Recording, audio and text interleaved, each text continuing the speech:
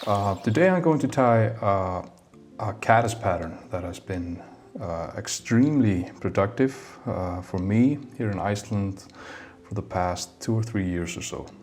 Mostly in the highland rivers up in the remote highlands of Iceland for brown trout and Arctic char as well.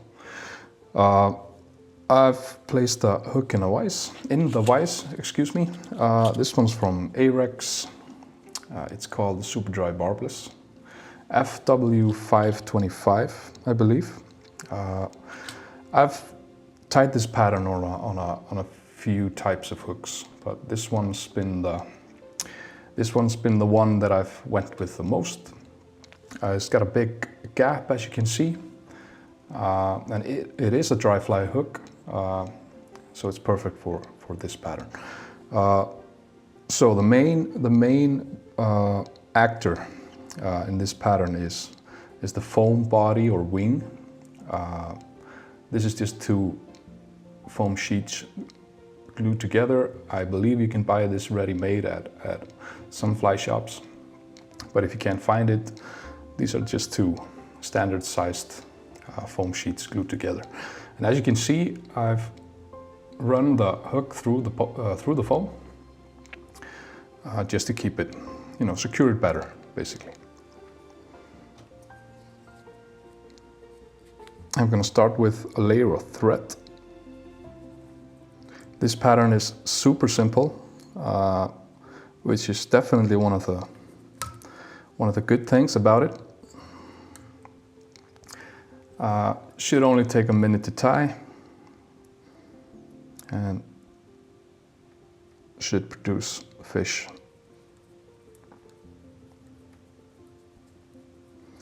So just cover the hook with a bit of thread, just to lay down a bit of a base, so we can secure the foam better. So before securing the foam, it's good to take a little bit of SAC. Just a dab, doesn't have to be much. Run the foam up on the thread and come around with the bobbin.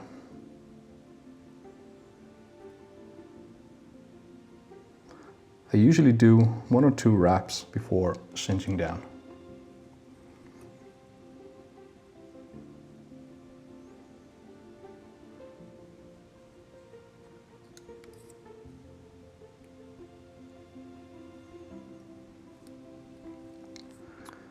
So the good thing about this pattern is, it's three materials basically, if you're not counting the hook or the thread.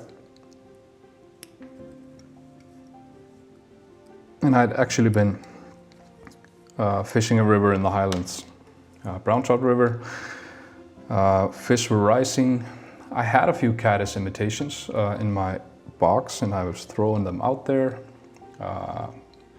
No interest at all, until I kind of found this pattern in my box. I tied it the winter before. I had a couple of these guys in the box. Put it on, 1 cast, and I got this big mouth to come and grab it. A really nice brown trout. And I've been fishing this pattern ever since. So the next material, the brown hackle. One thing about this one is the hackle doesn't need to be in the exact correct size according to some gauges or stuff. You can pretty much use whatever you have, just as long as it isn't too big. But I usually just pick one of these guys randomly and go with it.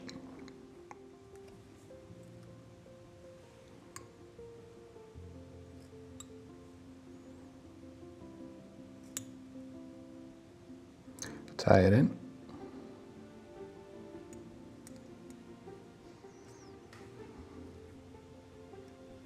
All right, so the final material, I have some snowshoe rabbit foot dubbing. Snowshoe rabbit fur, basically. This is colored brown. You can go with any kind of dubbing you want, just as long as it's, you know, appropriate for dry flies.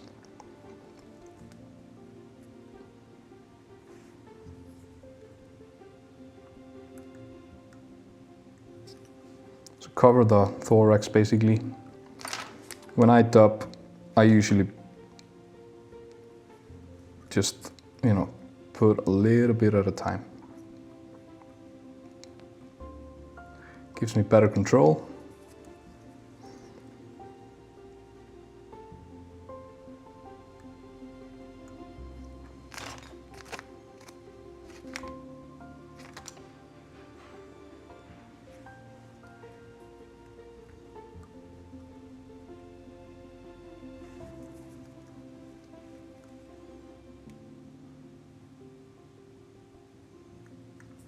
There you go.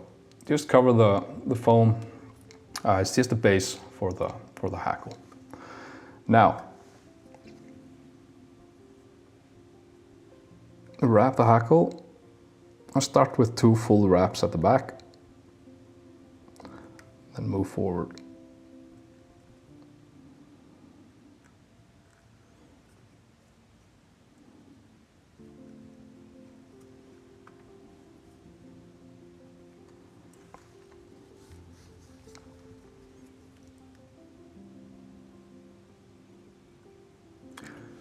Secure it.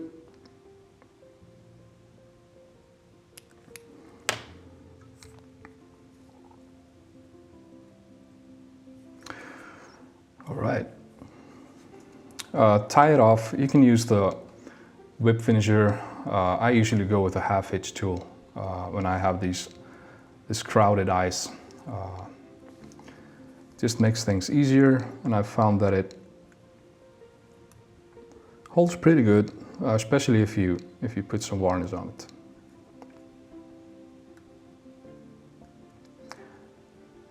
Haven't had a pattern come apart yet.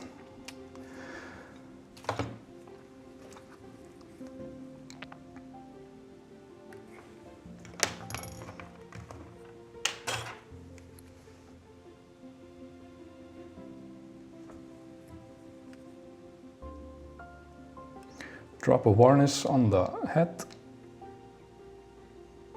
Personally, I go with the old-fashioned stuff. I don't really trust UV in the head. Okay. So the final step, and the step that makes this, I think, you know, the thing that makes this pattern work, or at least one of the things, is cutting the hackle under the pattern.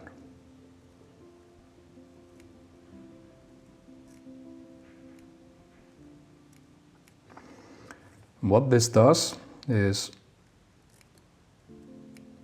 it helps balance the fly. When it's, I mean, usually, in my experience, when this pattern lands on the surface, it always lands correctly. In the few instances that it hasn't happened, just a little bit of a twitch of the fly line, it corrects itself and starts fishing. So, highly recommend this one. So, a foam caddis ready to produce some fish for you at your water or when you come to Iceland. Thank you.